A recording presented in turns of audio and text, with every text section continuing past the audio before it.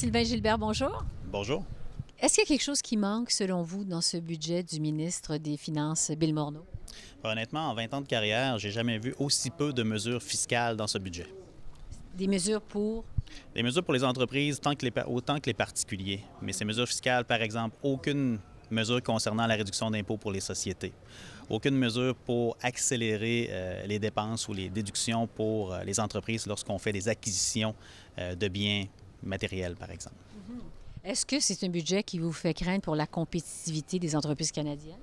Bien, étant donné les mesures américaines qui ont baissé de façon drastique leur taux d'imposition, à ce moment-là, pour les fins canadiennes, on n'a plus d'avantage pour convaincre, par exemple, un employeur de continuer à investir au Canada et non pas de déménager sa production vers les États-Unis.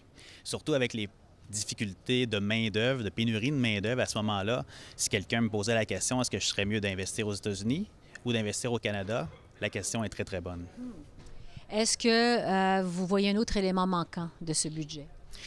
Encore une fois, le ministre Morneau a mentionné qu'il réfléchissait à la question concernant le transfert d'entreprises familiales.